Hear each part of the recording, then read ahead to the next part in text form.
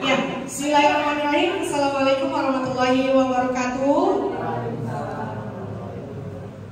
Terima kasih untuk Bapak Ibu guru yang sudah hadir. Alhamdulillahirabbil alamin wa bihi nasta'in ala umuri dunya waddin. Wassalatu wassalamu ala asrofil anbiya'i wal mursalin sayyidina wa maulana Muhammadin wa ala alihi washabihi ajma'in. Amma ba'du. Alhamdulillah, pada kegiatan pagi menjelang siang hari ini kami di sini berkumpul untuk mengadakan diseminasi budaya positif, di mana diseminasi ini adalah hasil dari pembelajaran kami di modul pertama dalam pendidikan guru penggerak angkatan 10. Terima kasih kepada Bapak Sofian SPD selaku Kepala Sekolah SD Harapan Mulia yang sudah hadir memenuhi undangan dari kegiatan diseminasi pada pagi menjelang siang hari ini. Terima kasih juga kepada Ibu Sri Wahyuni Zaitun selaku Wakil Kepala Sekolah SDN Harapan Mulia 03, dan juga teman-teman Bapak Ibu guru hebat yang hari ini telah hadir bersama kita semua untuk kegiatan diseminasi budaya positif. Kegiatan ini akan dimulai dengan sambutan dari Bapak Kepala Sekolah kepada Bapak Sofian SPD. Kami silakan.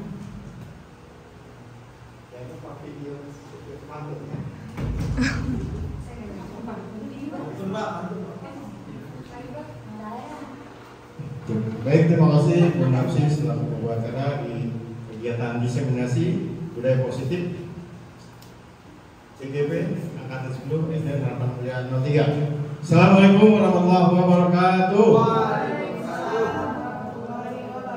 Selamat pagi, semangat pagi. Luar biasa. Alhamdulillah, puji syukur kita panjatkan kehadirat Allah Subhanahu wa taala di pagi hari yang cerah ini. Kita bisa hadir berkumpul di ruang lab 2 dalam kegiatan diseminasi budaya positif calon guru penggerak angkatan 10 SDN Harapan Mulia 03. Tepuk tangan yang meriah. Terima kasih teman-teman guru hebat. Kita jumpa di hari Jumat penuh semangat ya untuk menjadi hebat. Terima kasih rekan-rekan guru CGP yang hadir, Pak Herol, Bu Imas, Bu Napsi, Bu Yani, dan satu lagi sedang berangkat ibadah haji. Semoga Bu Lis dapatkan haji yang mabrur, penuh berkah, sehat, lancar kegiatannya. Begitu pula kita di sini yang beraktivitas dalam kedinasan, semoga selalu diberi kesehatan, tetap semangat untuk menjadi hebat dan menjadikan hebat. Amin. Hari ini sesuai dengan jadwal ya, kegiatannya diseminasi budaya positif. Cukup baik sekali karena positif itu, positive thinking, positif adalah hal yang baik yang harus kita kerjakan, kita wujudkan ya. Oke, satu pantun buat kegiatan hari ini, satu aja ya.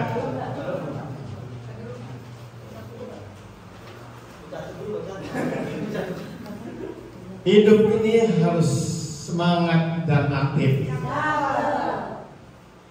karena roda dunia selalu berputar.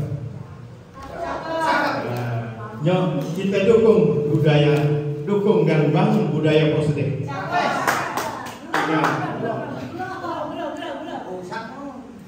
Agar kehidupan kita selalu berkarakter.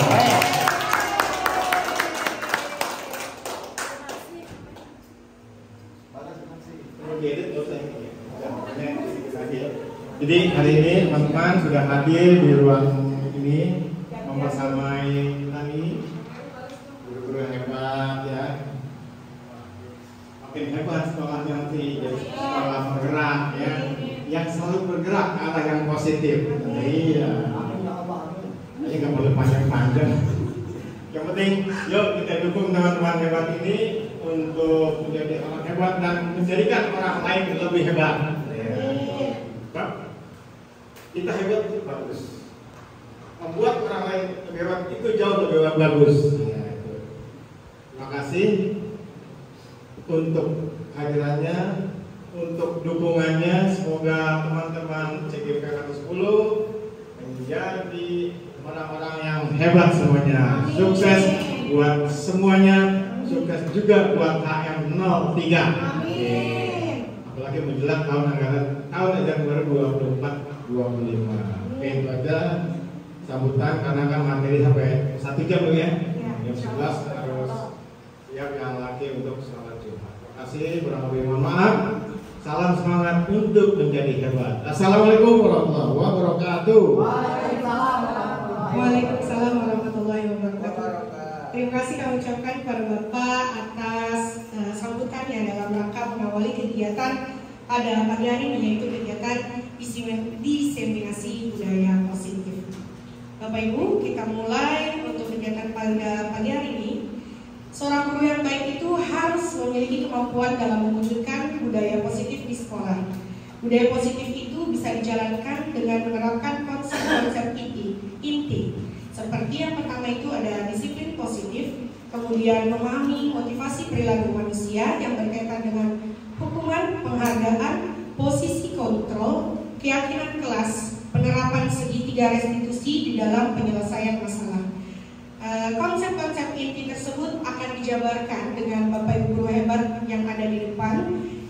Yang pertama akan membahas tentang disiplin positif, akan dibawakan oleh Ibu Mulyani. Kepada Ibu, saya persilahkan.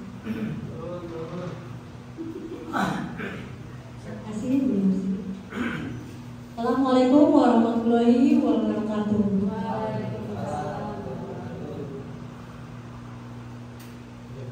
Saya ulang kembali, kita di sini mengadakan diseminasi. Tujuannya bukan mengajarkan, tapi men-sharing kepada Bapak Ibu guru untuk sharing ilmu. Oke,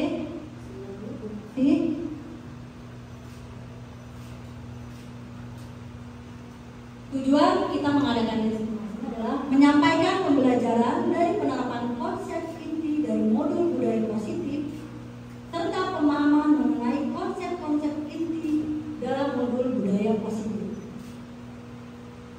Di sini kemarin kita hampir 3 bulan belajar dari modul 1.1, modul 1.2, 1.3, dan kita menyalurkan atau men-sharing kepada sekolah kita tentang budaya positif. Budaya positif merupakan perwujudan nilai-nilai kebajikan universal, sehingga menjadi sebuah kebiasaan di sekolah yang berpihak pada murid agar murid dapat berkembang menjadi pribadi yang kritis, penuh hormat, dan bertanggung jawab. Saya juga dari budaya positif dapat nilai-nilai kebajikan universal. Apa sih nilai kebajikan universal? Nilai kebajikan universal ini adalah nilai yang telah kita sepakati bersama di dalam kelas bersama murid-murid kita, antara guru dan siswa. Lalu kita juga belajar tentang filosofi Ki Hajar Dewantara. Penerapan budaya positif yang berpihak kepada murid dapat membantu murid memahami dan menyadari akan nilai-nilai kebajikan universal sehingga dapat menuntun segala kodrat yang mereka miliki, agar mereka dapat mencapai keselamatan dan kebahagiaan yang setinggi-tingginya, baik sebagai manusia maupun sebagai anggota masyarakat.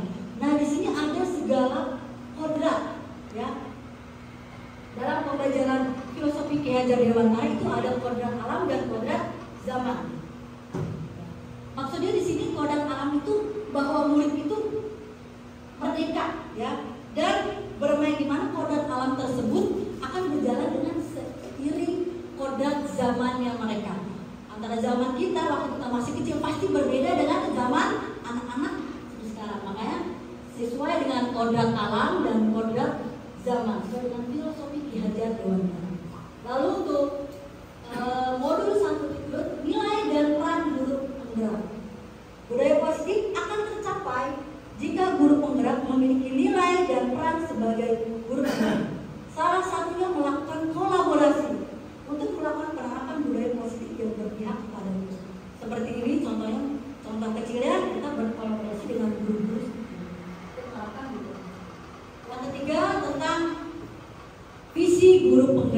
yang baru kita sampaikan kemarin hari Kamis bersama rekan-rekan guru di sini, ya.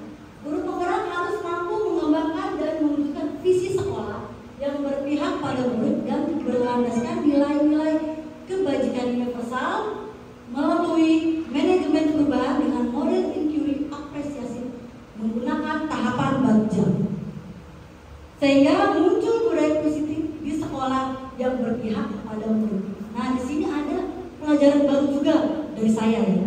Saya ingin sharing kepada guru tentang tahapan bagja. Sebelum kita membuat visi di sekolah, kita ada tahapan bagja. Ya, tahapan bagja itu sesuai dengan inquiry apresiasi. Apa sih tahapan bagja? Ini adalah singkatan. B ini adalah buat pertanyaan. A ini ambil pelajaran. G-nya garing mimpi, J-nya jabarkan rencana, dan A-nya adalah atur eksekusi. Sebelum kita membuat visi, kita harus ada tahapan bagian agar visi itu berjalan dengan bagus dan sesuai rencana sekolah kita. Oke, ini adalah miskonsepsi tentang makna kontrol. Ya, miskonsepsi kita ini salah ya, tentang banyak kan guru itu salah tentang kontrol kita. Pertama tentang ilusi guru mengontrol murid. Nah, kita biasanya memaksakan murid mengontrol murid. Harus ya, kita sebagai guru itu sebagai fasilitator untuk murid agar murid nyaman dengan kita. Jadi kita tidak mengontrol seperti ini, seperti itu ya. Nah, lalu untuk yang kedua itu ada ilusi bahwa kritik dan membuat orang merasa bersalah dapat menguat karakter. Nah, ini kita sebenarnya salah juga ya, salah tentang kontrol ini. Kalau kita mengkritik, ada yang bisa terima, ada yang tidak. Misalnya contoh kita di kelas, kita mengkritik siswa. Mengkritik, misalnya dia tampil, kamu mengkritiknya di depan siswa yang lain. Tadinya dia percaya diri, dikritik sama kita kritik yang salah, dia jadi down. Ya, jadi akhirnya dia karakter dia tadi percaya diri, jadi mungkin perlahan karena kita kritik, dia menjadi tidak percaya diri, menjadi minder. Dan kita harus mengurangi mengkritik siswa. Kita boleh mengkritik siswa, tapi sebagai masukan. Tapi kita sebagai tidak di depan siswa, ngomong aja, bimbingan gitu ya, kalau misalnya itu bimbingan konseling. Lalu keempat, ilusi bahwa semua penguatan positif efektif dan bermanfaat. Nah, tidak semua penguatan positif ini, ya ini salah ya. Tidak semua penguatan positif ini efektif dan bermanfaat bagi siswa. Ada juga misalnya contoh seperti ini.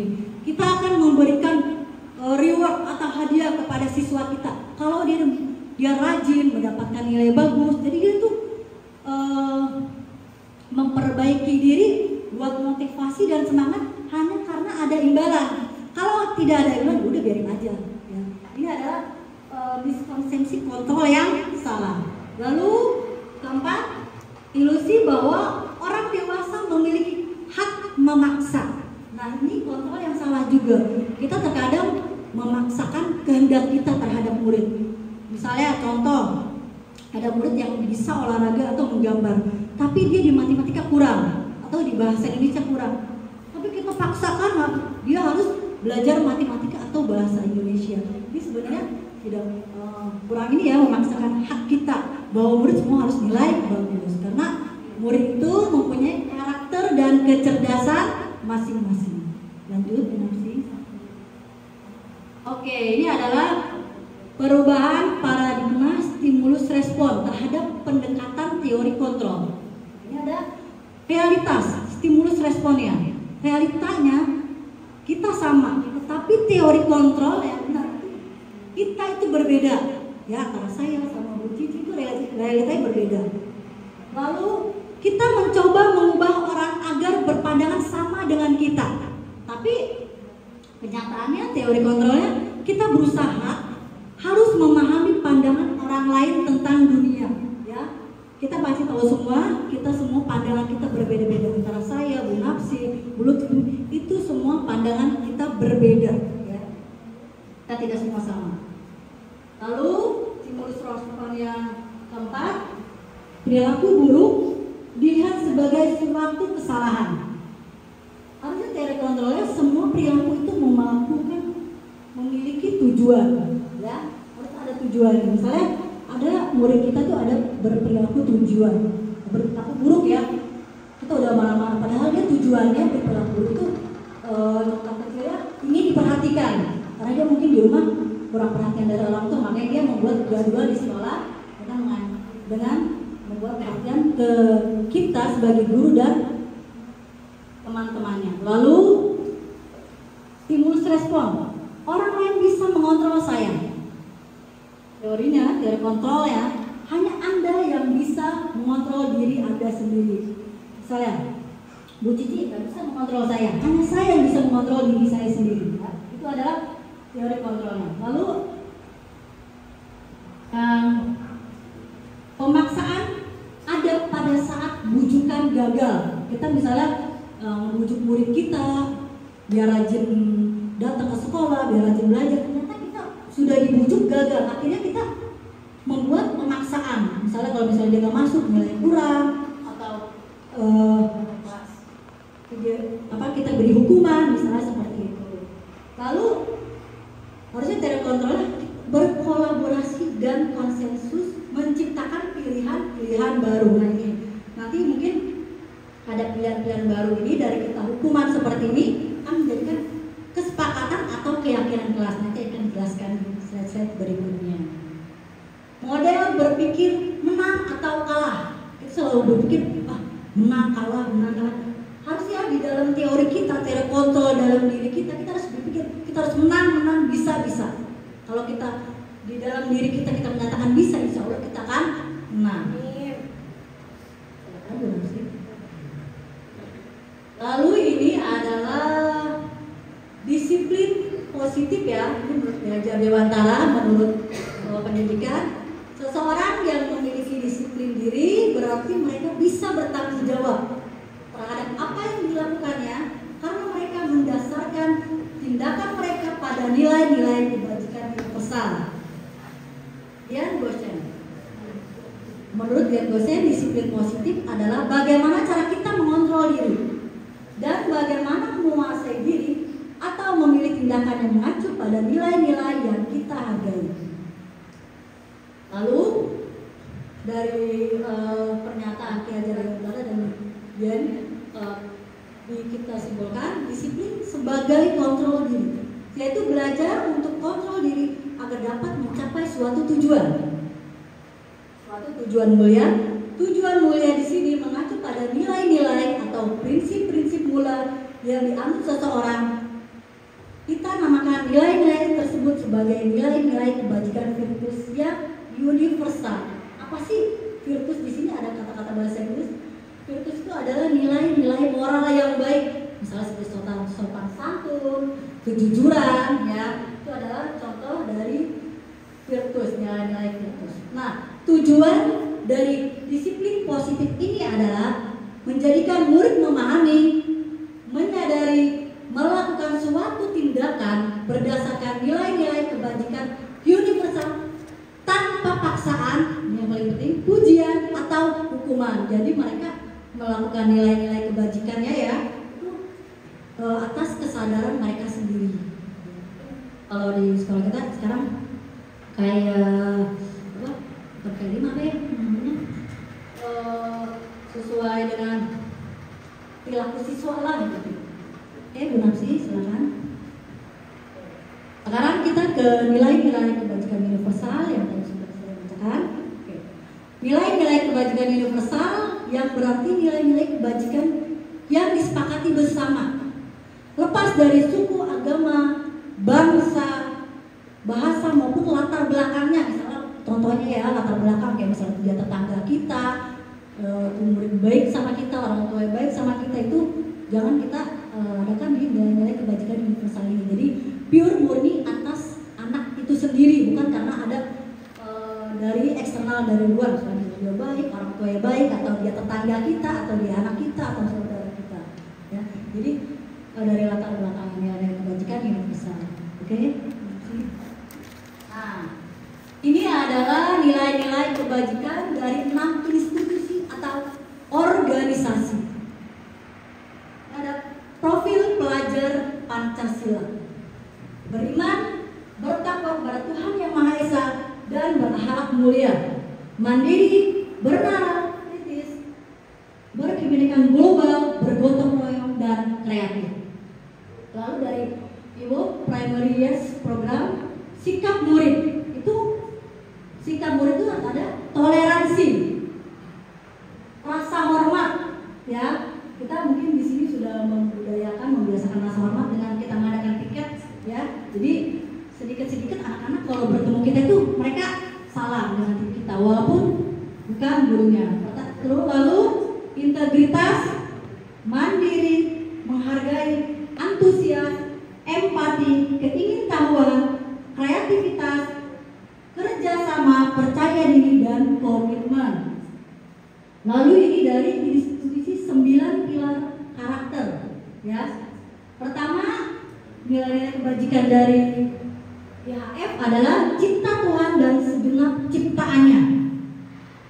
Kedua, kemandirian dan tanggung jawab. Lalu kejujuran, diplomatis, hormat dan santun, dermawan, suka menolong, dan gotong royong. Lalu percaya diri, kreatif, dan pekerja keras. Kepemimpinan dan keadilan, baik dan rendah hati. Lalu terakhir toleransi, kedamaian, dan kesatuan. Ini kebijakan yang ke-6 ya dari institusi. Ke-4. Oke, petunjuk seumur hidup dan keterampilan hidup. Lifelong. Nah, ini pakai bahasa Inggris ya. Ucap sendiri aja deh. Oke. Lalu keterampilan hidup. Lalu saya ucap tadi salah. Keterampilan hidup. Yang pertama, dapat dipercaya. Yang kedua, lurus hati.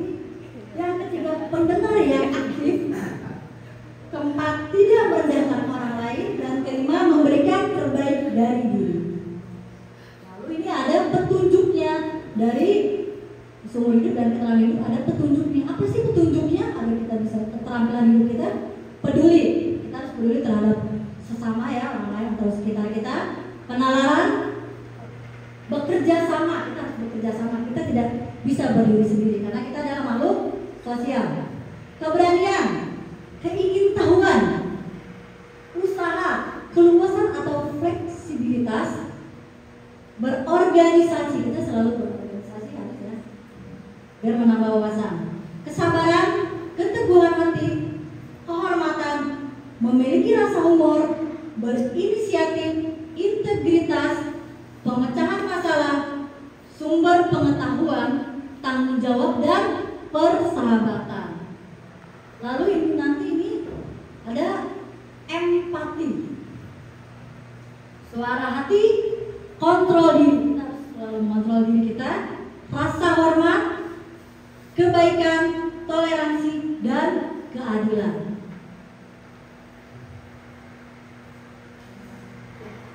Oke, lalu ini yang ke-6, The Virtues Project, ya, proyek nilai-nilai kebajikan. Tadi sudah saya jelaskan, virtus itu adalah nilai moral yang baik. Ini ada yang banyak sekali. Paling saya cuma beberapa ya dari sini. Pertama, peduli.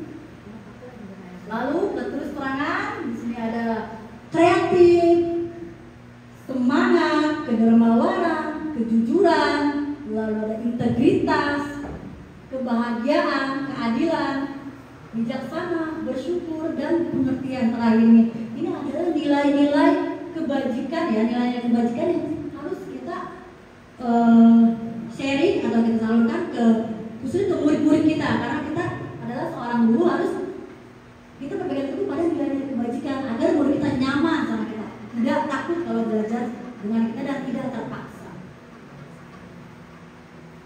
Oke, slide selanjutnya tentang motivasi eksternal dan motivasi internal akan disampaikan oleh Bu Nafsiatul Rahman.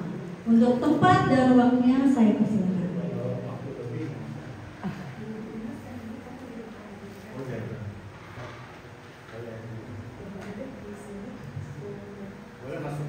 buat kamu yang ini.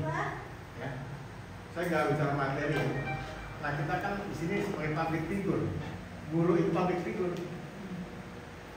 Audiennya, murid yang sekarang audiennya teman-teman dulu. Sebagai public figure, satu yang paling budaya positif ya, tampilan senyum dulu agar menarik audien. Kedua, dari segi napas kayak terburu-buru, enggak. Materi itu nggak akan sampai, tentunya. Diatur napas dulu sebelum ucap tenang. Ini jangan grogi, biasa aja teman-teman. Ini buat masukan semua yang lain ya. Jadi jangan mungkin hanya semangat atau dikejar waktu kali ya. Udah Pak, saking semangatnya kayaknya Pak. Materi bagus, kemudian positif. Cara penyampaiannya jangan ini. Kayak guru apa bisa sih? Guru sains barang. Kalau mulai sih mau sholat Jumat. Oh, masih lama. Tapi saya setuju Pak, Mujani akhirnya cantik banget. Makasih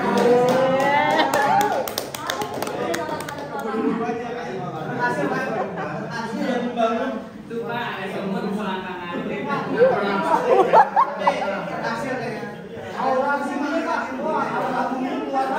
You on the record, sir. Kamu sedang direkam, sir. Dan juga Pak, Tarik nafas. grogi. Pandang mata, jangan nunduk. Kalau pakai itu teman-teman, itu kalau nunduk itu nggak ada itu orang public figure jalan itu seperti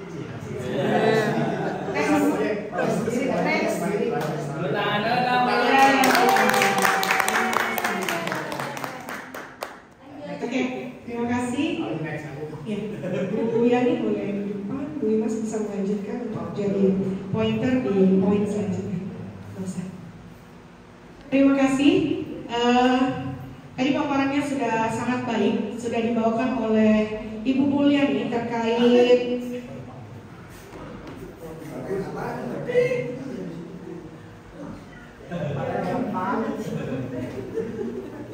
Mujani love you lah.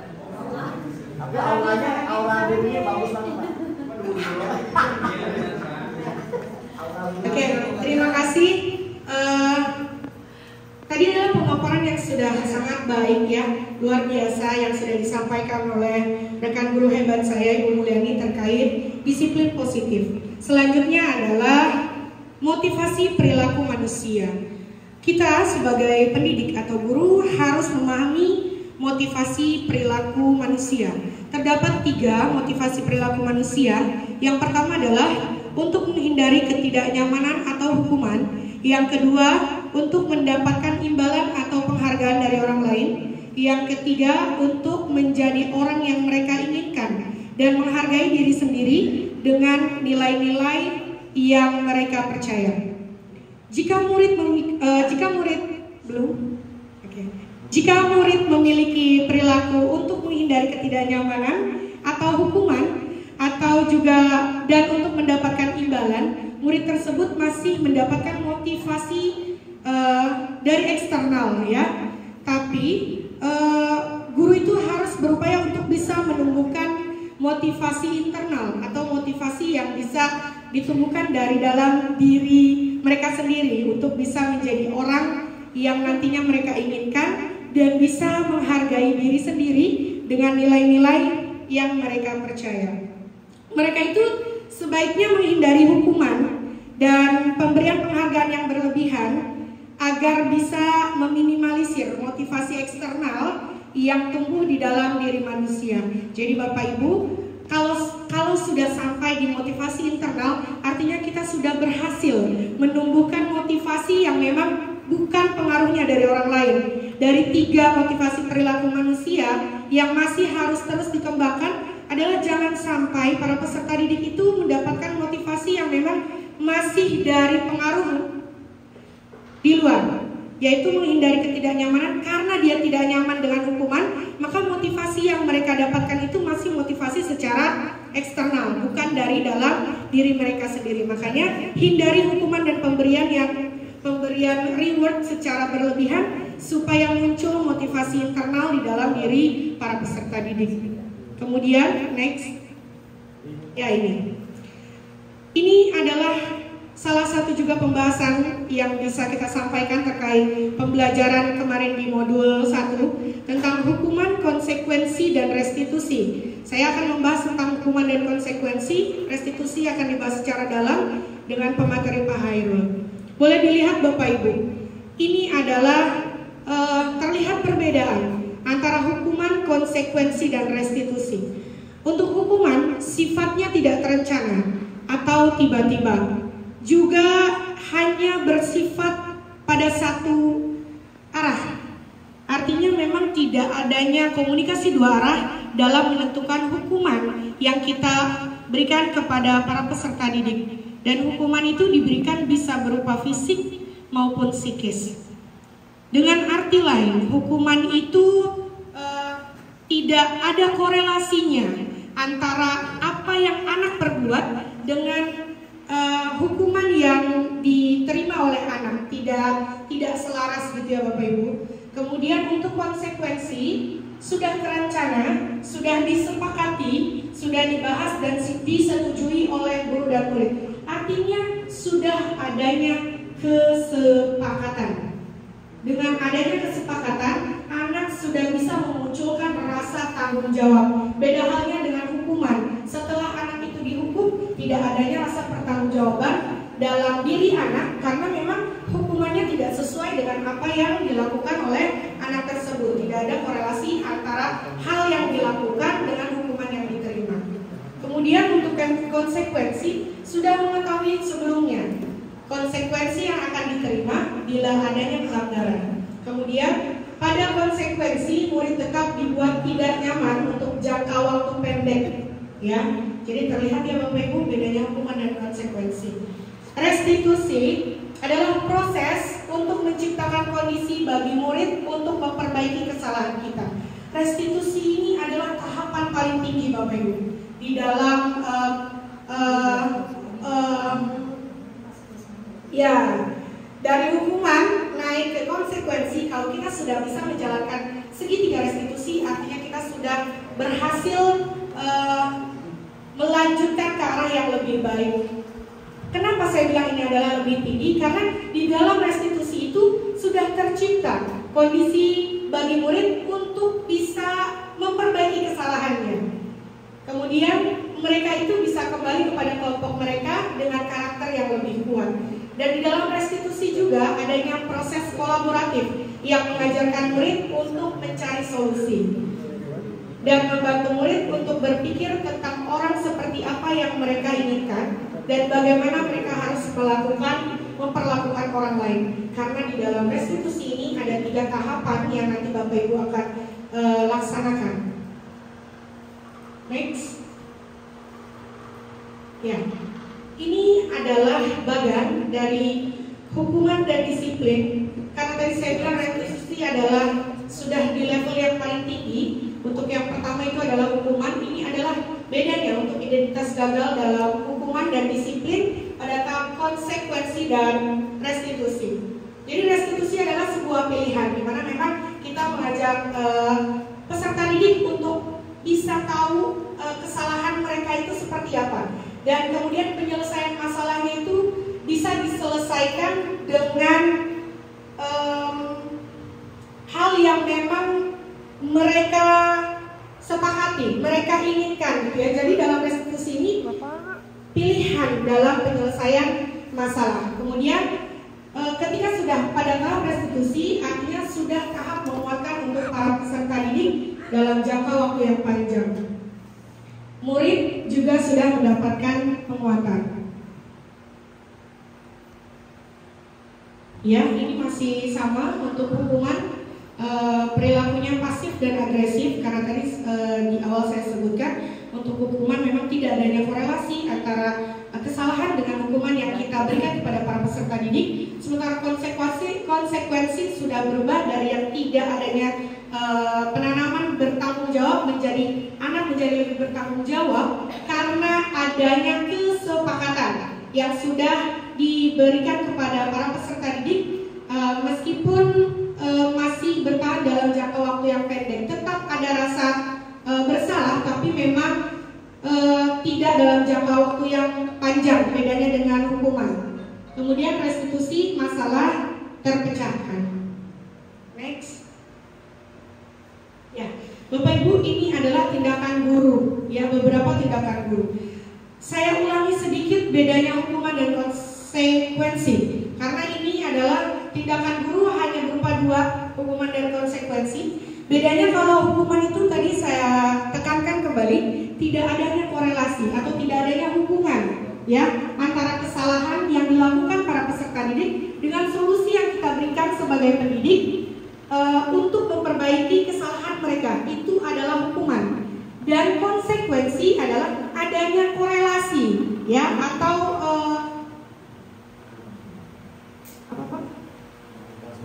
ya, sebab akibat, adanya korelasi atau adanya hubungan dari apa yang anak lakukan, kesalahan apa yang peserta didik lakukan dengan yang kita ambil tindakan sebagai menuju rasa bertanggung jawabnya para peserta didik. Boleh dilihat Bapak Ibu, untuk nomor 1, murid mencatat 100 kali di dalam buku kalimat, saya tidak akan terlambat lagi. Pak Danu, boleh bantu saya untuk nomor 1? Menurut Pak Danu, hukuman atau konsekuensi? Hukuman. Kenapa Pak Danu? Yang mana nih, Bu? Nomor 1, Pak. Udah ada jawabannya. Ya, Kenapa nomor 1 hukuman? Murid mencatat 100 kali di dalam buku kalimatnya, itu aja. Jadi itu berarti kalau menurut saya ya, katanya hukuman tuh. Kenapa? Iya, karena dia menyuruh. Iya, menyuruh muridnya mencatat 100 kali. Boleh, ya, boleh tepuk tangan buat Pak Danu. Keren. Kita kasih tepuk keren dulu ya. Kayak gini. Tepuk keren. Bapak keren. Bapak keren. Keren. Bisa? Ya, coba 1, 2, 3. Tepuk keren.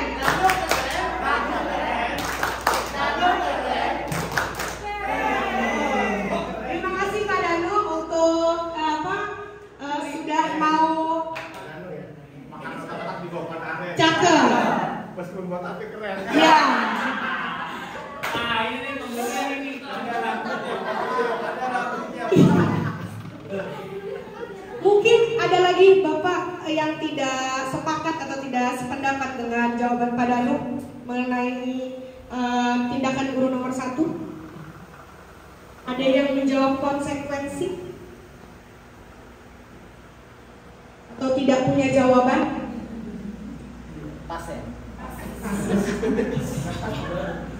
Ya, untuk nomor 1 itu betul Pak Danu, merupakan tindakan guru berupa hukuman, ya. Tadi yang kita tahu bersama, hukuman itu tidak ada korelasinya antara yang dilanggar oleh para peserta didik dengan tindakan yang kita berikan kepada peserta didik, gitu ya. Jadi nomor 1 betul hukuman.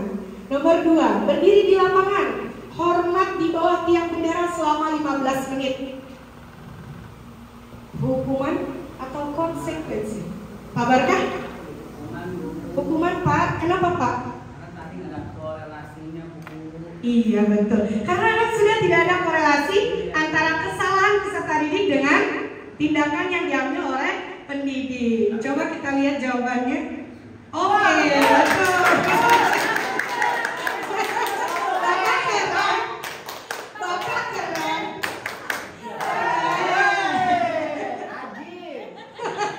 Bapak ada pantun buat yang tidak botak mungkin? Kan beda Pak, nggak ada. Next. Oh habis. Next, nomor 3, menggantikan barang kepada orang lain karena kita menghilangkannya. Jelas ya Bapak Ibu? Ada konsekuensi. Buat Pak Ibar.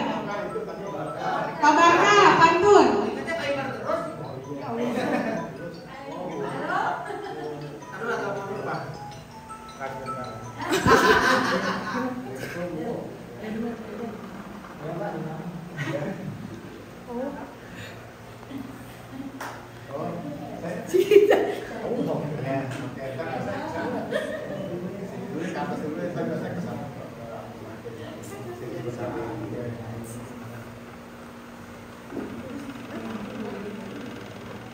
Yang Pak Barka apa? Bawa mangkok isinya pangsit. Cakep. Walaupun Pak Barka gemuk tapi gesit. Ya. Balas.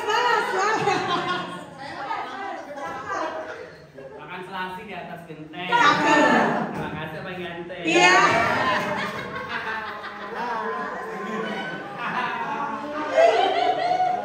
Iya. Udah tambahin.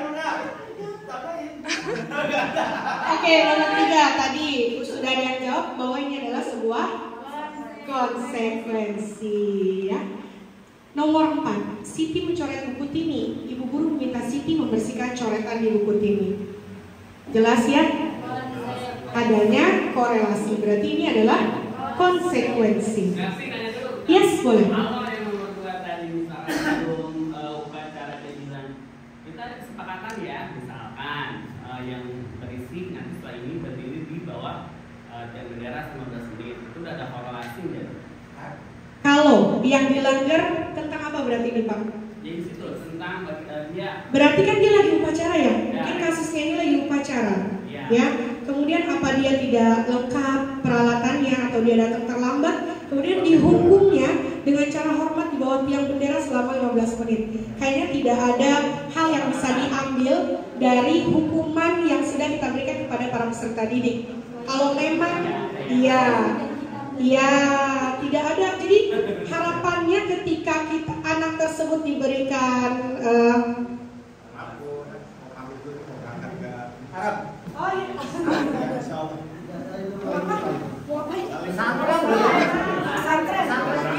Oh iya. Sampai bilang Iya. ada duduk. Ya. Kalian semua ini Berapa hari?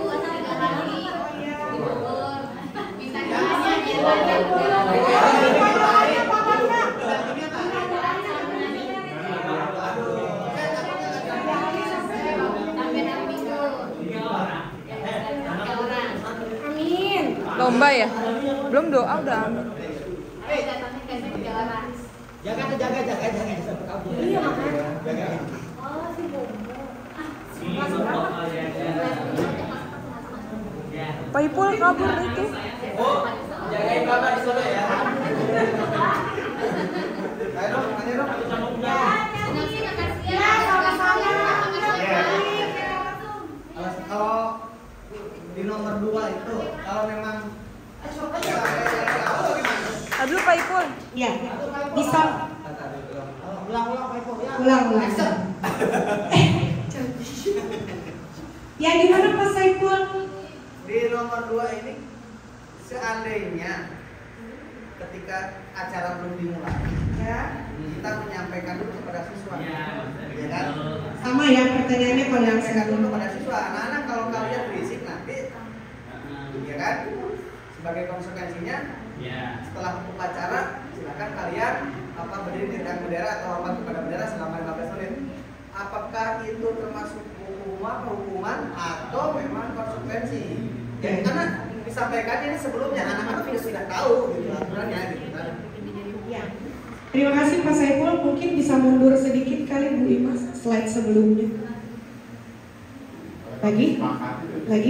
Oke, stop. Ini. Memang mungkin adanya sebuah konsekuensi, tapi pengambilan keputusannya itu yang disayangkan. Karena dengan pemberian ya harusnya kalau memang mau adanya perubahan yang terjadi pada para peserta didik tersebut, tidak harus memilih dengan anak tersebut berdiri di bawah tiang bendera selama 15 menit. Tapi kalau yang ditanya tadi Pak Saiful gini, mungkin ini miskonsepsi ya, entah tadi Pak Saiful tidak mendengarkan atau bagaimana. Jadi hukuman itu adalah sifatnya hanya secara tiba-tiba, hanya satu arah gitu ya Pak Saiful. Jadi diberikan berupa fisik ataupun psikis, dan hukuman itu tidak adanya korelasi antara hal yang dilanggar oleh peserta didik dengan tindakan yang kita berikan kepada peserta didik, sekalipun awalnya sudah dilakukan kesepakatan gitu. Mungkin tadi yang Pak Ipul bilang kasusnya adalah kita sudah sepakat dengan anak-anak. Anak-anak tidak boleh datang terlambat. Anak-anak harus menggunakan atribut secara lengkap. Oke.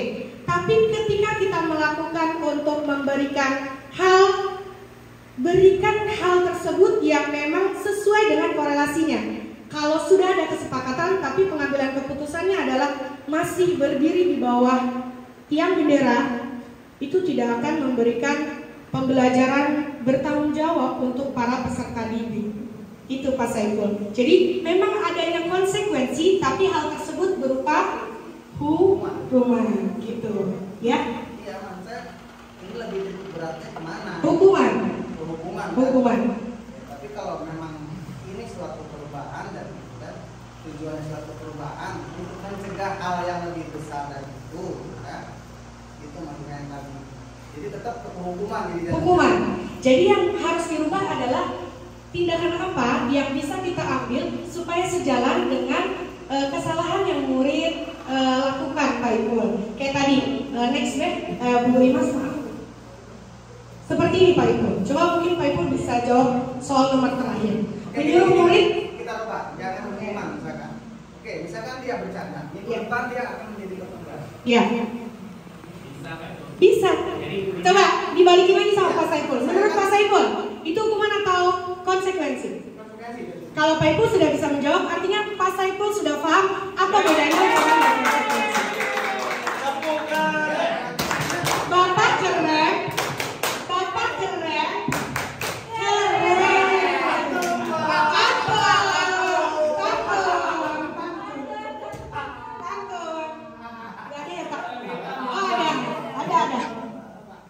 Kita berkumpul untuk membuat atap. Cakep. Pak Ipul yang mantap. Mantap Pak Saiful. Keren. Cakep. Wah, cakep.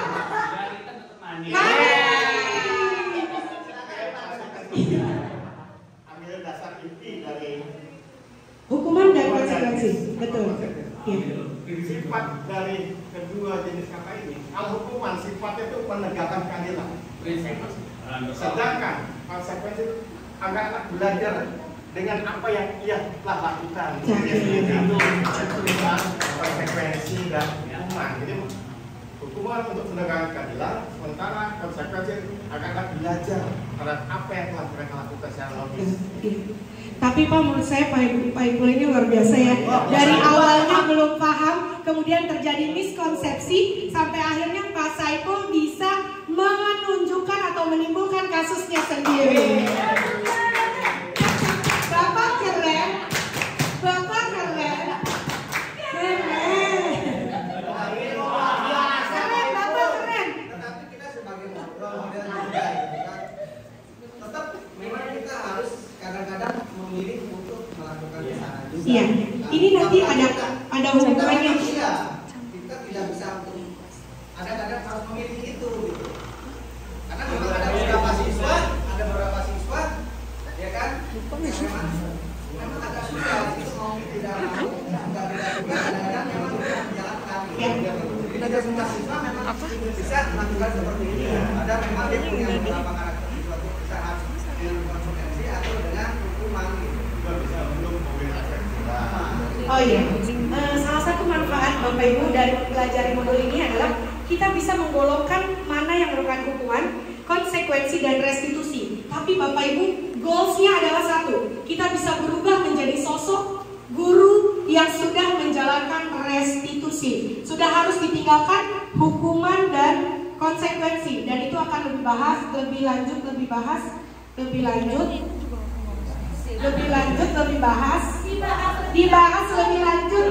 di modul selanjutnya dan pertemuan selanjutnya.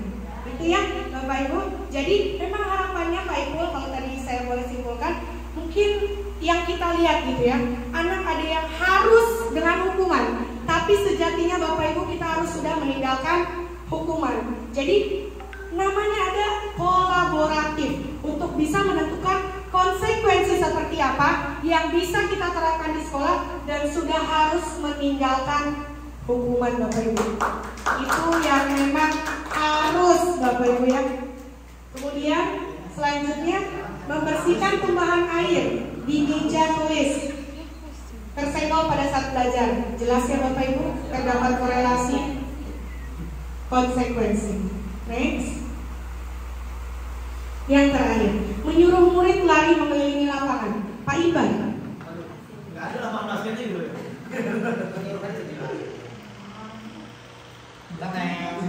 Menyuruh murid lari ke Pelanggaran aja PJJ. karena terlambat ya. Iya. Jadi ikut pemanasan saat pembelajaran PJJ. Ya saya kira itu ada kaitannya. Jadi konsekuensi bisa.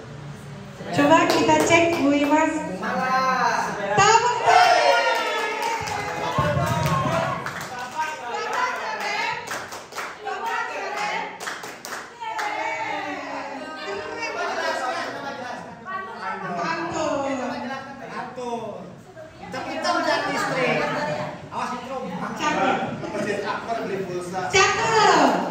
Luar biasa. Luar biasa, Pak Iban. Go Pak Iban ke Masjid Akbar. Pas dengan Ibu. Alhamdulillah. Saya juga sebagai pembawa materi juga senang ya Bapak Ibu. Kalau misalnya sudah sampai apa yang ingin saya sampaikan tuh ya. Kalau memang sudah tahu dibagikan guru ini termasuk dalam hukuman dan konsekuensi, artinya semua jiwa raganya hadir di dalam rapat pada kali ini. Ya? Karena harus kalau minum kopi sejuta jiwa. Iya, cakep. Itu pantun atau bukan Pak? Oh, Pernyataan. Oke. Oke. Next. Oh, ini akan dibahas oleh Ibu Imas Syarifah tentang kebutuhan dasar manusia. Kepada Ibu, saya silakan. Ikan deh, ikan.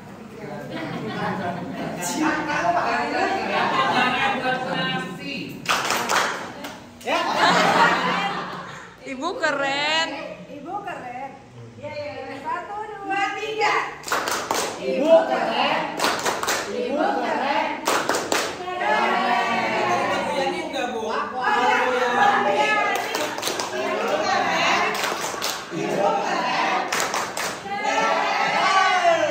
Bapak komentar enggak? Bu Yani, Bu Narsi ya. Sama pitik buah konduren. Udah cantik tuh, udah keren.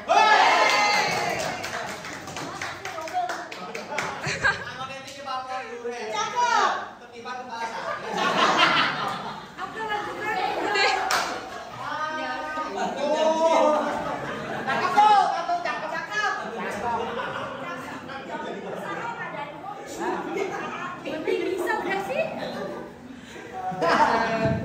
Baik Bapak Ibu, udah bisa dilanjutkan ya.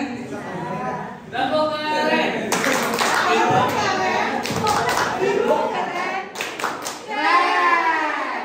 Belum nyampein materi udah keren aja.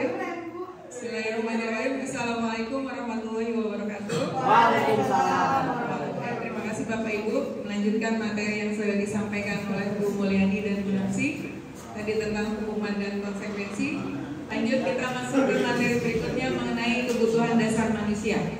Di sini ada 5 kebutuhan dasar manusia yang akan kita bahas. Yang pertama mengenai kebutuhan untuk bertahan hidup. Lalu ada kebutuhan untuk diterima, yaitu seperti kasih sayang dan rasa diterima. Kebutuhan pengakuan atas kemampuan atau yang dimaksud adalah penguasaan. Lalu kebutuhan akan pilihan, kebebasan seorang dalam menentukan pilihannya. Kemudian kebutuhan untuk merasa senang atau kesenangan yang berhak diperoleh oleh setiap manusia. Di sini ada contoh kasus. Ibu Ambar, guru wali kelas 2A di SD Pelita Hati, sedang bingung menghadapi ulah salah satu murid di kelasnya, Doni. Ya, tadinya mau nulis Danu Bu, nggak jadi Doni aja deh. Beberapa anak di kelas 2A telah datang padanya dan mengeluhkan Doni yang seringkali meminta bekal makan siang mereka dengan paksa. Jika Anda menghadapi situasi seperti Ibu Ambar, apa yang akan Anda lakukan? Menurut Anda kira-kira apa alasan Doni melakukan hal itu? Mungkin Bu Cici bisa bantu untuk menangani kasus ini.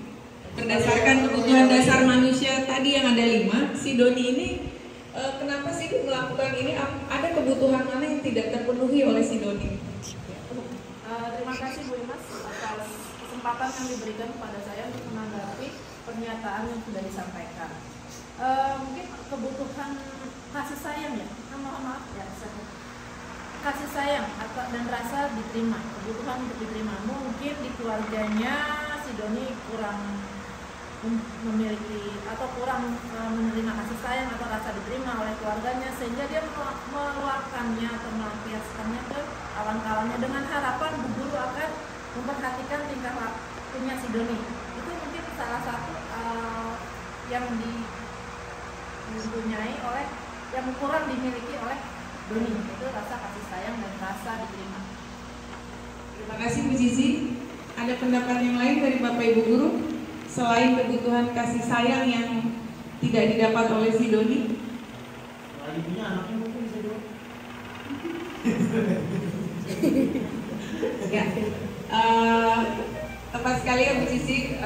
Untuk kebutuhan si Doni ini memang karena dia tidak mendapatkan perhatian dan kasih sayang dari orang tuanya, ya kan? Sampai akhirnya dia tidak membawa bekal. Nah, tujuannya dia kan sebenarnya, atau bisa juga si Doni ini sebenarnya bawa bekal, tapi dia ngegangguin orang aja. Tujuannya kan supaya ketika nanti dia dipanggil oleh guru, dia mendapatkan kasih sayang dari gurunya. Jadi ada dua kemungkinan, bisa jadi memang dibawakan bekal atau memang tidak dibawakan bekal karena tidak ada perhatian. Ya. Nah, setelah dia mengganggu teman-temannya untuk meminta bekal makan siang mereka dengan paksa, pasti teman-teman yang melapor, gurunya akan memanggil si Doni dan menanyakan kenapa Doni melakukan ini ke teman-teman. Pasti dia akan menceritakan, saya tidak bawa bekal makanan Bu, atau saya sebenarnya bawa Bu, gitu. Kan anak kadang suka polos ya, sengaja, bukannya mereka tidak, bukannya nggak punya, sebenarnya ada, tapi hanya untuk memancing perhatian supaya nanti aku diperhatiin sama guru aku, sama teman-teman. Tapi tujuan video ini caper kayak perhatian. Aku Pak. Aku kagak buat kunci. Terima kasih.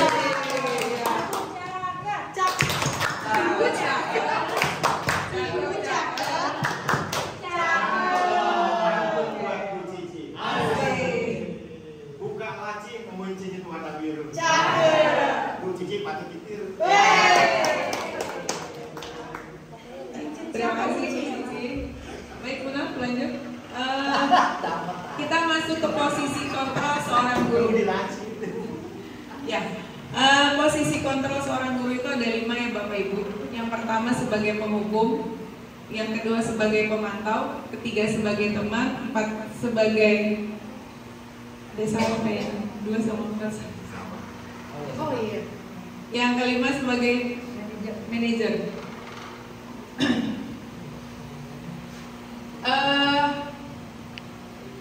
Ini salah satu pengalaman pribadi saya yang pernah saya dapat saat elaborasi 2 minggu lalu.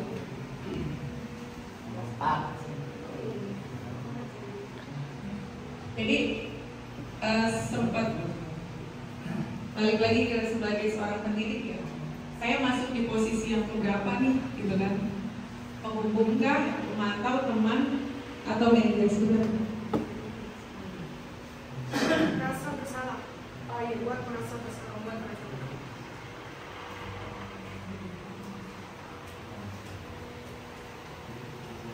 Ini pada saat elaborasi kemarin dikupas tuntas habis dan dengan narsumnya. Jadi memang terkadang kita sebagai seorang pendidik memang harus juga melakukan refleksi ya dari diri kita masuknya di mana nih. Semoga sudah tidak ada lah kalau di zaman sekarang yang disampaikan Bu Mulyani tadi. Kodrat alam dan kodrat zaman, baik dengan peserta didiknya maupun dengan pendidiknya pun pasti sudah mengalami banyak perubahan kan ya.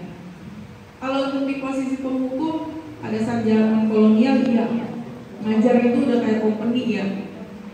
Sampai film G30 SPKI aja kalimatnya Taken Jenderal, ya kan? Itu kan udah jelas zaman kolonial banget itu. Darah itu merah jenderal. Nah, kalau dari zaman sekarang nih, zaman milenial udah nggak ada yang kayak gini, udah nggak zaman gitu. Nah, kalau saya pribadi ya, terkadang bisa menerapkan ini di kelas dengan anak-anak, bisa masuk kita ke pembuat merasa bersalah, bisa sebagai teman juga. Kalau di kelas tinggi, biasanya sebagai teman. Mereka udah mulai puber, curhat, lagi seneng sama lawan jenisnya. Ditanya, Bu, aku lagi suka sama dia. Atau, Bu, izin ya ke kamar mandi. Diperhatikan, anak ini kenapa sih kok bolak-balik kamar mandi terus? Ternyata ada yang dilihat di kelas lain gitu kan. Cuman lewat kelas mau ngomong ada masuk kelas. Ternyata itu jadi penyemangat kalau untuk anak kelas tinggi ya. Itu kelas Anda udah mulai kelas 3 juga udah mulai. Berarti memang luar biasa anak sekarang pubernya udah lebih cepat ya. Kemudian dari posisi kontrol sebagai seorang guru di sini, mungkin Bapak Ibu nanti bisa menempatkan posisi. Saya berada di posisi mana nih? Ada satu kasus di kejadian ketika jam istirahat. Bagus banget kalau menurut saya kasus ini dalam posisi sebagai manajer. Jadi ketika jam istirahat di tingkat sekolah SMP, tapi bukan di SD, dua anak ini berkelahi sampai akhirnya satu anak menarik baju temannya, 3 kancing bajunya copot, dilerai. Pada saat itu ada kepala sekolah yang sedang keliling di jam istirahat, sama kayak bapak sekolah kita kalau jam istirahat baju keliling motor anak-anak ya, gitu, untuk mengkondisikan sekolah supaya kondusif. Nah, akhirnya si anak berdua ini dipanggil ke ruang kepala sekolah. Asumsinya kalau ada ruang kepala sekolah pasti dihukum. Di luar dugaan, anak ini duduk berdua ditanya, masalahnya apa? Jadi yang si anak tadi bajunya ditarik sampai 3 kancing bajunya copot ini, dia sangat ketakutan dimarahin sama ibunya. Kalau sampai rumah kancing bajunya ini belum rapi lagi gitu. Nah, alasan si anak ini karena tadi kan berkelahi sampai narik baju saking emosinya, akhirnya gini, dikasih solusinya. Menurut kamu, apa yang harus kamu lakukan dengan baju teman kamu ini? Dia terdiam aja, karena dia pun nggak tahu apa yang harus saya lakukan. Boleh ibu kasih saran? Kamu menjahitkan lagi kancing baju yang sudah copot. Bagaimana caranya Bu? Saya nggak bisa menjahit gitu. Jadi si kepala sekolah ini tidak langsung panggil orang tua, tidak. Justru si anak ini diajak ngobrol. Bagaimana kalau kamu belajar menjahit? Di sekolah kita kan ada guru tata busana. Kamu diajarkan untuk menjahit kancing baju. Setuju? Setuju Bu. Selesai permasalahan di sini. Di sini posisinya sudah masuk ke dalam manajer, guru tersebut atau kepala sekolah tersebut. Artinya bisa menyelesaikan satu permasalahan di sekolah yang tadi kaitannya dengan segitiga restitusi, ada hukuman, ada konsekuensi, dan ada restitusi. Nah, itu yang dibilang tingkatan tertingginya masuk ke restitusi itu satu penyelesaian masalah yang terjadi di sekolah, di lingkungan belajar, bisa ditangani, bisa membuat anak itu merasa bersalah, bisa dia bertanggung jawab, bisa juga dia pada akhirnya memiliki sikap yang memang dia harus jujur gitu dalam menyelesaikan permasalahan ini. Itu ya yang bisa saya lihat. Berikutnya, di sini ada posisi kontrol guru sebagai manajer yang tadi saya sampaikan. Berbuat sesuatu bersama dengan murid, mempersilahkan murid, mempertanggungjawabkan perilakunya, mendukung murid agar dapat menemukan solusi atas permasalahannya sendiri yang tadi sudah saya ceritakan kisah tadi. Jadi tanpa dibawa kemana-mana, nggak manggil guru BK, nggak manggil orang tua, permasalahan itu diselesaikan di ruangan. Si kancing baju yang copot bisa dijahit lagi, anak ini pulang juga dia nggak takut sama ibunya, nggak takut dimarahin. Kemudian memiliki keterampilan di posisi teman maupun pemantau. Yang tadi saya bilang sedikit lagi tadi. Lalu pada waktu-waktu tertentu bisa kembali kepada kedua posisi tersebut bila diperlukan. Nah, ini ada kaitannya dengan keyakinan kelas ya. Nilai-nilai kebajikan universal yang disepakati secara tersirat dan tersurat oleh seluruh warga kelas. Keyakinan kelas ini ada contohnya di sini untuk yang kelas 1. Setiap anggota kelas perlu belajar. Kemudian setiap anggota kelas perlu senang, perlu melakukan tugas, perlu saling menghargai, perlu merasa aman. Untuk di kelas 1, kita lihat di kelas 5. Selalu bersikap positif, senantiasa menjadi diri terbaik, percaya dan menghormati orang lain serta barang miliknya, berkomitmen terhadap setiap tugas, senantiasa membantu. Ini contoh keyakinan kelas. Nah, mungkin Bapak Ibu sudah selain kesepakatan kelas yang kita buat, juga ada keinginan kelas bisa diterapkan di kelas ini. Memang lumayan agak membantu. Kalau di kelas tinggi ya, saya kurang paham kalau di kelas rendah. Kalau di kelas tinggi sudah bisa kita ajak kolaborasi nih. Jadi tanpa ada lagi hukuman di kelas. Kita lebih enak, misalnya yang saya terapkan di kelas nih misalnya. Hari itu anak-anak kan dalam Senin sampai Jumat ada jadwal piket ya. Ayo nah kita bikin kesepakatan kelas, kalau yang ada yang datang terlambat, enaknya gimana nih? Dua belah pihak, nggak hanya dari saya sepihak. Kamu terlambat, kamu nggak piket, kamu sekarang di luar berdiri, tidak, itu hukuman. Ayo satu kelas kita bikin kesepakatan. Ini aja deh Bu, dari anak-anak nih diminta masukannya satu-satu. Gimana kalau yang terlambat, dia pikirnya selama 1 minggu aja, dia datang pagi terus, bantuin yang lain. Oh boleh, yang lain gimana? Setuju. Itu ternyata imbasnya alhamdulillah luar biasa gitu. Jadi si anak ini punya tanggung jawab, dia disiplin, dan di hari itu tidak ada yang terlambat pikir. Karena mereka akan berpikir, ketika saya terlambat, saya harus bertanggung jawab dengan kesepakatan kelas ini. Saya akan datang pagi selama 1 minggu. Kalau datang pikir kan jam 6 harus sudah di kelas ya. Saya nggak mau datang pagi tiap hari, berarti dalam 1 minggu sekali mereka harus bisa disiplin, mereka harus bisa tanggung jawab. Untuk di kelas tinggi ini sudah bisa diterapkan, dan itu efeknya luar biasa kalau kita membuat kesepakatan kelas juga dengan keyakinan kelas yang seperti ini. Nanti kaitannya dengan nilai-nilai kebajikan yang akan timbul, ada nilai kejujurannya dia, nilai tanggung jawab dia, nilai kemandiriannya dia gitu. Lanjut Bunda. Nah, di sini yang tadi saya sampaikan ada peraturan dan ada nilai kebajikan yang kembalikan barang ke tempatnya. Pak Heru mungkin bisa bantu nilai kebajikan yang ke-7.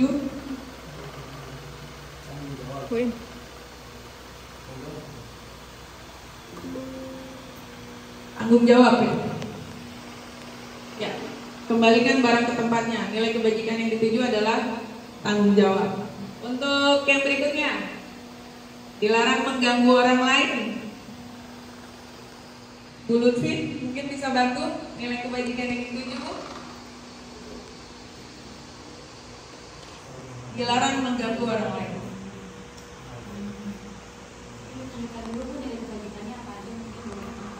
Oh, yang tadi disampaikan Bu Yani tadi yang banyak itu tuh. Ya, apa balik lagi slide-nya ke depan?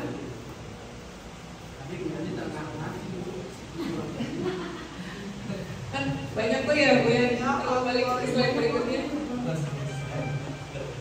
Tulis di kotaknya nggak bisa. Ya.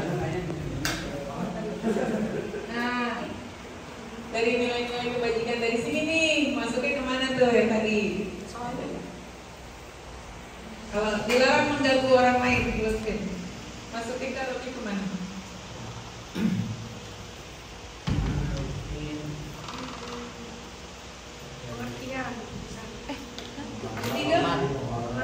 Ya, rasa hormat atau menghormati orang lain. Ya. Yang berikutnya,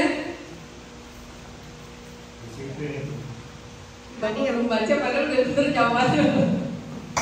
Hadir di sekolah 15 menit sebelum pembelajaran dimulai. Kan, keren loh Bapak, baru dibaca peraturannya Bapak. Aku keren. Bapak keren. Bapak keren. Nilai kebajikannya adalah nilai disiplin. Yang berikutnya, dilarang melakukan kekerasan. Bu Dewi bisa bantu? Bisa kasih sayang, bisa Ya. pengertian, terus apa lagi ya? Menghargai Ya, orang lain bisa. oke. Banyak ya di sana nilai kebajikan ya kalau kaitannya dengan melakukan kekerasan. Menghargai, kasih sayang. Yang berikutnya, dilarang menggunakan narkoba. Oh, yang biasa sama Bang Insanya lagi keluar ruangan tuh. Yang ngurusin narkoba. Bu Bunga bisa bantu? Dilarang menggunakan narkoba. Lebih ke apa ya? Lebih ke dosa ya Bu. Diri sendiri. Keamanan. Diri Narkoba kaitannya dengan badan kita nih. Jadi lebih ke apa sih? Kesehatan ya. Kesehatan karena kan dengan peduli boleh nggak? Kesadaran. Boleh. Bapak keren. Bapak keren. Ya, dua lagi nih. Bergantian atau menunggu giliran? Disiplin. Sabar juga harus. Kalau yang nggak sabar biasanya nggak mau antri. Giliran ya. Yang terakhir ada di sana berjalan di kelas dan koridor. Disiplin. Ya, selain itu sih.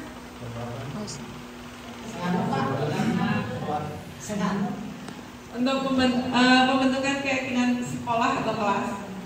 Ini slide terakhir ya untuk yang saya paparkan.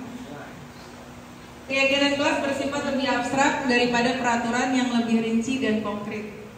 Keyakinan kelas berupa pernyataan-pernyataan yang sifatnya universal. Kemudian keyakinan kelas senantiasa dibuat dalam bentuk positif. Keyakinan kelas hendaknya tidak terlalu banyak sehingga mudah diingat dan dipahami oleh semua warga kelas. Keyakinan kelas sebaiknya sesuatu yang dapat diterapkan di lingkungan tersebut. Semua warga kelas hendaknya ikut berkontribusi dalam pembuatan keyakinan kelas lewat kegiatan curah pendapat. Yang terakhir, bersedia meninjau kembali keyakinan kelas dari waktu ke waktu. Demikian Bapak Ibu, paparan dari saya untuk hari ini. Kurang lebih mohon maaf. Berikutnya silakan dilanjutkan dengan Pak Heru. Antum lagi Pak. Masak beras campur bekacang. Bu Imas emang mantul. Bukan itu apa bukan? Dikain dulu. Silakan Pak Heru. Ya tidak saya.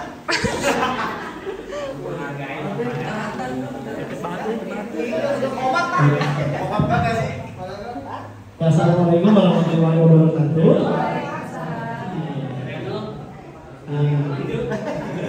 Waktunya memang udah mepet ya sama sholat Jumat. Jadi saya akan persingkat, saya akan percepat. Ya, karena saya tidak mau menanggung dosa hibah.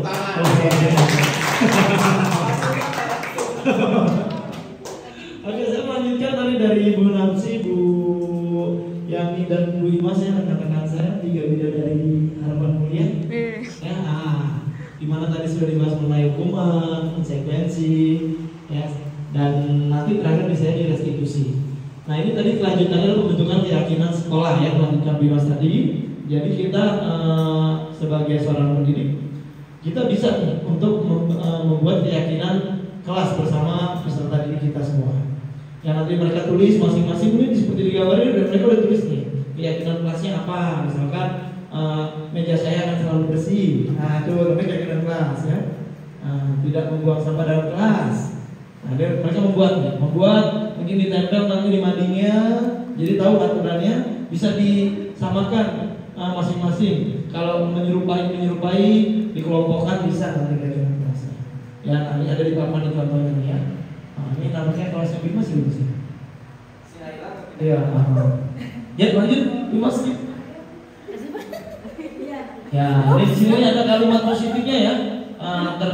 Dibuat kesimpulannya kalimat positifnya ada tertib saat belajar, menghormati guru, menghargai teman, berbicara yang santun, belajar dengan semangat. Nah jadi kalau ada temennya nanti yang satu nggak semangat, nggak perlu gurunya lagi yang menegur, temennya yang akan menegur, semangat dong, kan kita udah bikin ya, kelasnya harus tetap semangat gitu ya. Mungkin nulisnya sambil goyang-goyang baratnya ya, semakin semangatnya. Nah lanjut ya. Oke, skip. Nah, ini keyakinan kelas. Tertib, saling menghormati, saling menghargai, sopan santun, semangat ya dari kelanjutan dari kalimat positif ini. Ini keyakinan kelas yang terbentuk ya. Setelah dirangkum ini keyakinannya. Oke, lanjut Bu. Terus lanjut lagi masih sama. Ini dia segitiga restitusinya ya. Segitiga restitusinya sini tadi ada menstabilkan identitas ya awalnya. Terus validasi tindakan yang salah, baru menanyakan keyakinan. Sebuah tahapan untuk memudahkan para guru dan orang tua dalam melakukan proses untuk menyiapkan anaknya untuk melakukan restitusi. Restitusi adalah proses menciptakan kondisi bagi murid untuk memperbaiki kesalahan mereka, sehingga mereka bisa kembali pada kelompok mereka dengan karakter yang lebih kuat. Jadi saya permudah lagi pemahaman restitusi itu lebih ke penguatan Tadi udah ada konsekuensi dan hukuman. Restitusi apa sih? Nah, bisa dibilang restitusi seperti ganti ruginya gitu. Dari kesalahan yang dia buat. Tadi ada contoh kasus kancing yang lepas. Jadi nggak cuma cukup sampai kancingnya lepas terus minta maaf, nggak cukup. Kita bentuk restitusinya. Restitusi tindakan apa yang kamu lakukan agar baju itu bisa dikembalikan, bisa kembali dipakai sama teman kamu yang kamu rusak tadi. Itu namanya restitusi.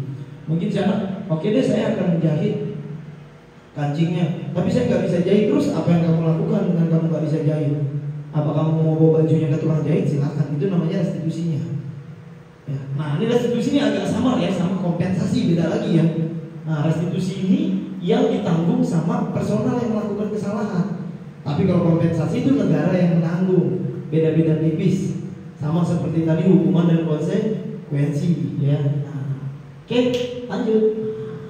Perlu pembiasaan, yang direkomendasikan perlu pembiasaan dalam melakukan segitiga restitusi agar dapat menciptakan budaya positif di kelas sehingga murid dapat menjadi pribadi yang bertanggung jawab. Ya ini sering terjadi nih di pelajaran olahraga. Kebetulan saya guru olahraga, itu sering terjadi. Misalkan dulu ada bola yang keluar ke atas genteng dan bola itu hilang. Pasti kita sebagai guru olahraga nih Pak Danu, Pak Ipul pasti pertama yang dilakukan cari dulu bolanya, ambil dulu bolanya, ketemu nggak bolanya? Ya kan? Nah pasti setelah dia minta maaf, kan bapak sudah bilang bolanya jangan tinggi-tinggi, tapi mereka yang bolanya nggak boleh ditendang, malah ditendang, akhirnya keluar. Nah, mereka ketemu, kalau ketemu berarti itu bentuk restitusinya tadi dia mencari. Kalau nggak ketemu, nah itu kita cari lagi restitusinya. Bola ini kan untuk dipakai teman-teman kamu. Apa tindakan yang akan diambil? Itu ganti rugi. Ternyata temannya kayak satu kelas patungan misalkan, ya kan? Nah, itu kembali ke nanti ke keyakinan kelas. Pas pelajaran olahraga dibuat nih keyakinan kelasnya. Kalau ada bola jatuh dan hilang, ya kan, kita semua urungan mengganti. Nah, itu jadi keyakinan bisa jadi ya. Oke, lanjut. Tindak lanjutnya tadi ya saya sudah bahas membuat keyakinan kelas di awal ya. Tadi tindak lanjutnya pertama mengevaluasi keyakinan kelas secara berkala. Khawatirnya kalau kita nggak evaluasi itu sudah tidak asik lagi dipakai, udah nggak layak lagi untuk dipakai. Jadi dievaluasi kan pasti situasinya terus berubah ya. Melakukan sosialisasi kepada orang tua murid saat awal kan aja. Nah ini yang penting nih, bolanya hilang terus, jangan sampai orang tua murid bilang oh kok dimintain duit sih buat bola gitu, padahal bola udah dijamin oleh sekolah ya kan. Itu sebenarnya bukan dimintain uang untuk dia beli bola, tapi itu tadi tindakan restitusi tanggung jawabnya gitu ya. Melakukan pembiasaan segitiga restitusi dalam menyelesaikan masalah yang dihadapi oleh murid. Nah ini mulai sekarang Bapak Ibu semua, mari yuk kita bareng-bareng bersama-sama menjalankan segitiga restitusi, karena ini akan mempermudah kita dalam memberikan pembelajaran ke depannya nanti gitu. Oke lanjut ya. Alhamdulillah, terima kasih ya. Nah ini semua pemaparan dari kami. Tadi sebenarnya saya ada game, tapi karena waktunya udah mepet untuk sholat, jadi bisa singkat aja. Oke, saya kembalikan ke Ibu Moderator, Bu Nasya atau Rahmantis. Tepuk tangan dong. Tepuk tangan dong.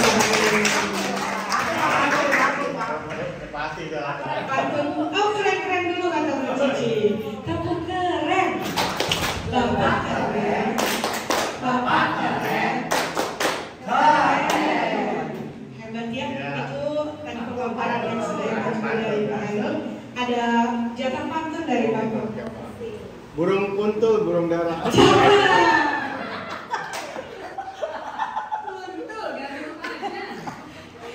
Cakep. Terbang tinggi di angkasa. Cakep. Pak Sairul emang juara. Masa kita orang luar biasa. Iya, luar biasa. Ada balasannya Pak Hairul terkait burung tersebut? Yang diganti tuh burung. Salahnya burung ya. Ya, sebetulnya ada satu games ya tadinya yang sudah disiapkan oleh guru hebat. Iya, makanya tadi Pak Hairul sudah mengkonsepkan gitu ya, games untuk menutup sebagai ice breaking, tapi mengingat waktu ya Bapak Ibu, dan ini juga hari Jumat. Bagi hadiahnya langsung aja Mas. Iya. Jadi es breaking kayak jadi diganti es krim ya. Boleh. Alhamdulillah, berikut adalah pemaparan dari kami terkait modul yang sudah kami pelajari di modul 1. tadi ada budaya positif, kemudian terkait motivasi perilaku manusia, kemudian ada keyakinan atau kesepakatan kelas, dan terakhir ditutup tentang restitusi. Harapannya Bapak Ibu, pembelajaran ini adalah pembelajaran yang mengharapkan adanya perubahan menjadi yang lebih baik lagi. Di mana perubahan itu bisa terjadi kalau kita mau secara berkesinambungan, secara berkelanjutan.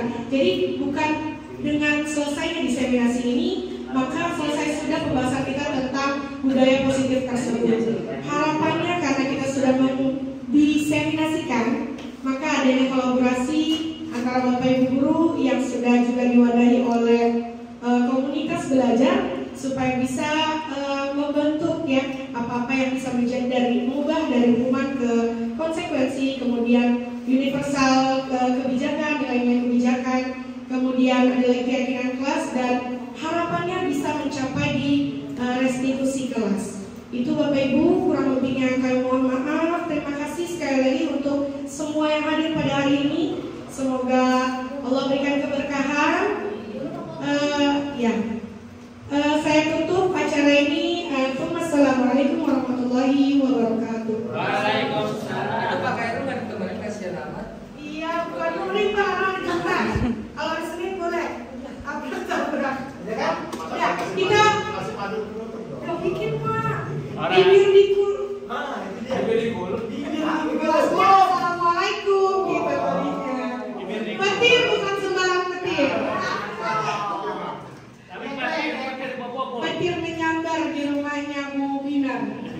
Terima kasih untuk yang sudah hadir. Alhamdulillah kegiatan hari ini berjalan lancar. Alhamdulillah.